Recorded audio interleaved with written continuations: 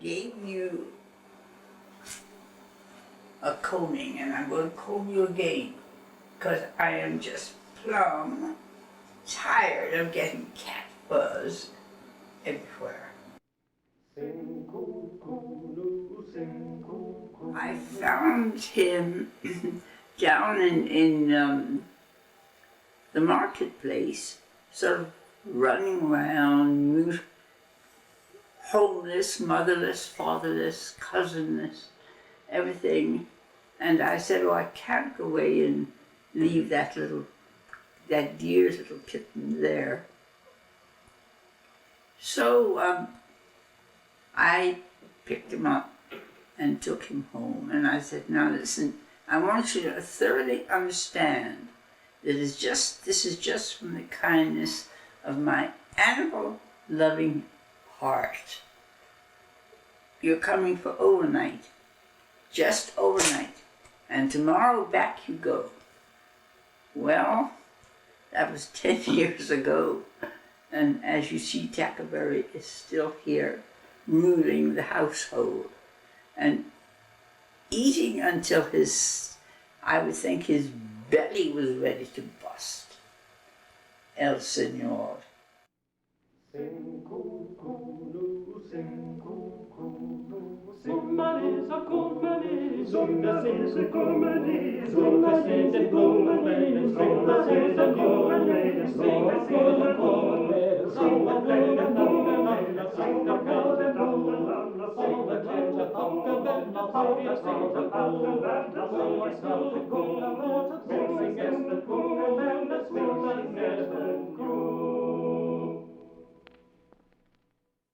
She came in very quietly and settled in, and it was only when she really felt at home at Bishop's and was, used to going to lectures. And she, I think the lectures became a lot more entertaining. Her teachers were a little nervous, wondering what might happen from one class to the next. They would get really lively discussions. The young people loved her.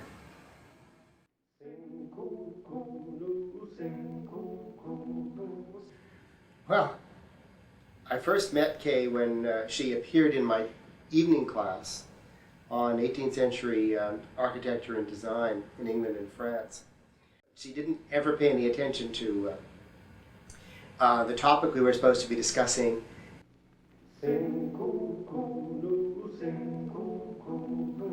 Having begun her academic career at about the age of 70, if I'm not mistaken, she went on to sort of complete bachelor, master, two bachelors, masters, and indeed a doctorate, be it honorary or no. Really a most remarkable career.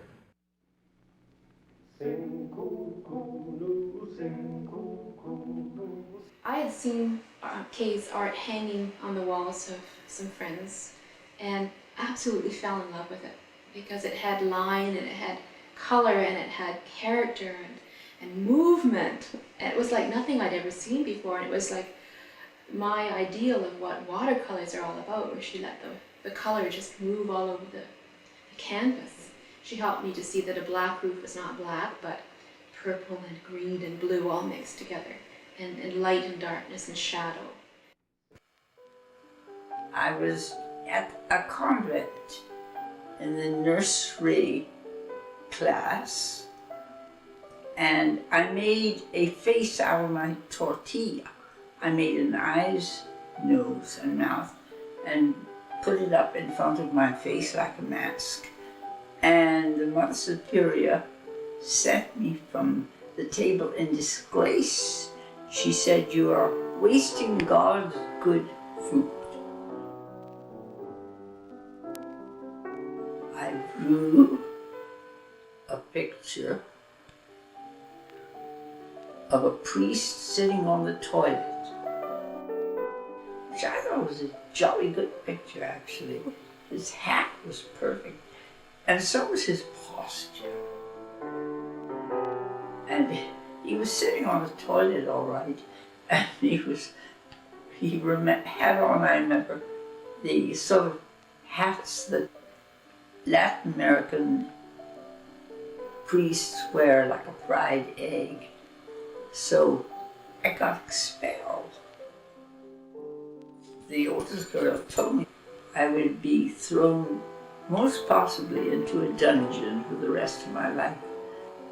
So the girl presented me to my grandmother and showed her this awful sacrilegious picture. And my grandmother looked at it and she giggled and she giggled and she giggled. Well, this is a painting called Katja, and this relates to a course that she took with me twice, in fact. It was the course on medieval music, which was the period that she's most interested in. And the Katja is a kind of song from Italy in the 14th century, which often dealt with themes like the hunt.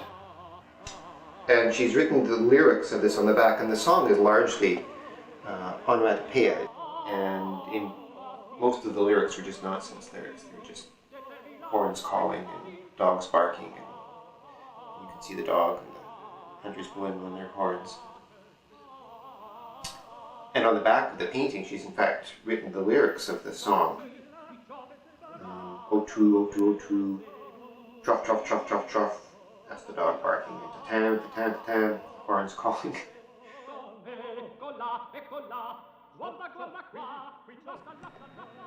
I got fascinated in this medieval monk who wrote, Summer is a kuminin, sing cuckoo new. To me it was rather like a mystery novel.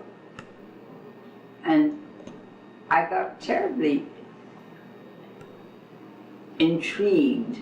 Who could have been able to contrive such a piece of perfect harmony in the 13th century? And that was the start of my explorations. Quod erat faciendum.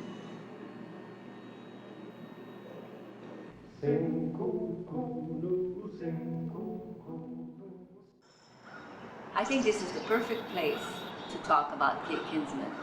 The gazebo, and behind me, the quad, which Kay has described as the core of the university, the kind of heart and center.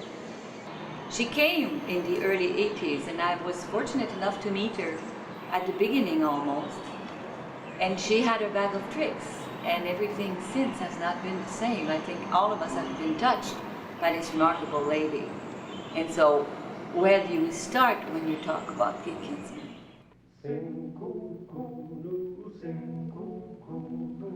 Father died before I was born, and then the Mexican Revolution broke out, and from then on, an awful lot of people who had originally gone to live in Mexico.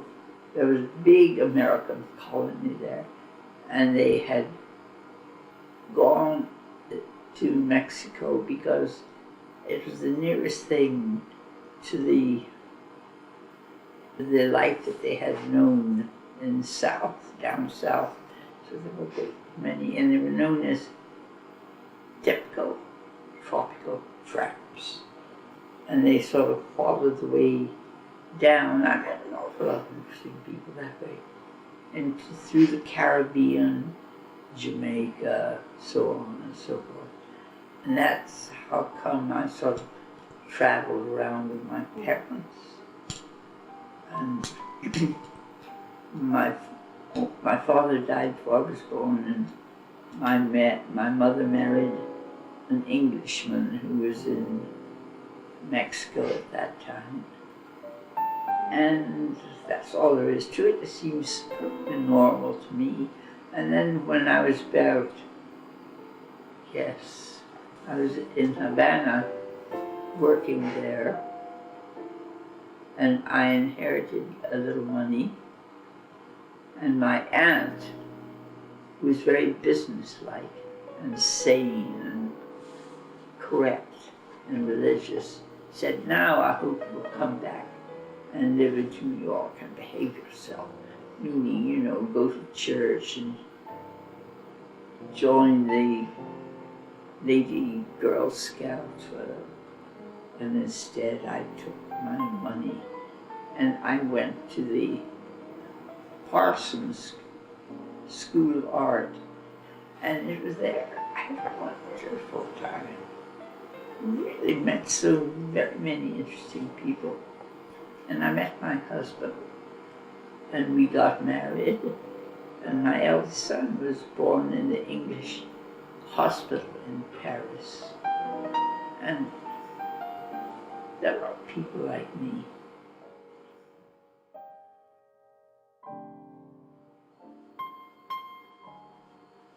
After my children moved away, everybody that I knew whose children had grown up and moved away seemed to think, oh dear, what will I do now? But I thought, boy, this is just the beginning, this ain't the end. She used to give wonderful parties, and chiefly because she would invite a great mixture of people. She wouldn't stop to think of who might be congenial with anybody else. She would just ask them all, and she might even end up with somebody, a couple who might be on speaking terms or something. It didn't make any difference. They had to speak when they got there to the party and enjoyed it. Her spirit of mischief she always had would prompt her to do these things. The Queen allows her cats to be curried with just such a cat curry comb.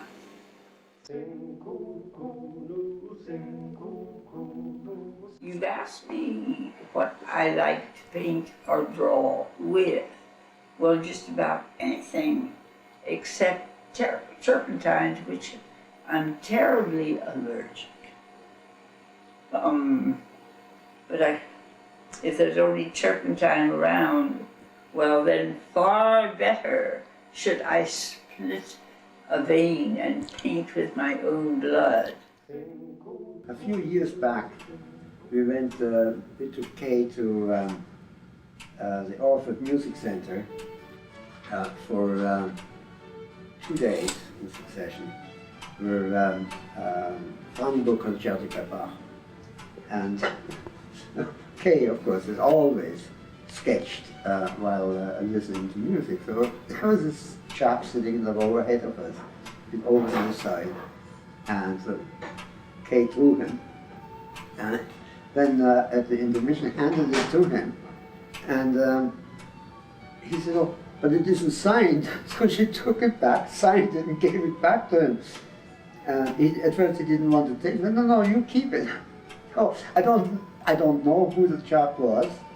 I just hope he appreciated for it was for signed Kinsman.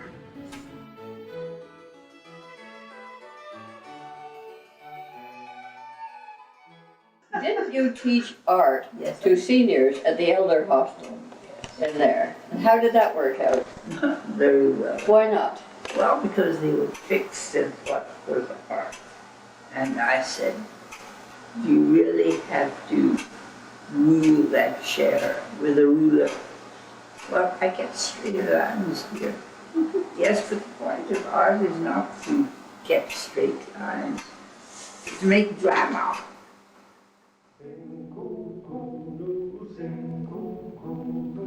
I'm seeing a lot of things that I would never otherwise have seen through Kay's eyes, because Kay doesn't miss anything. She really is my model for old age, which I am fast approaching. Well, I think her art was very much her, the very freewheeling spirit, not to be kept within any straight lines.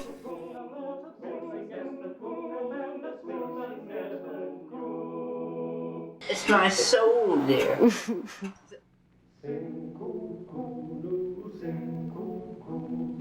Woman is a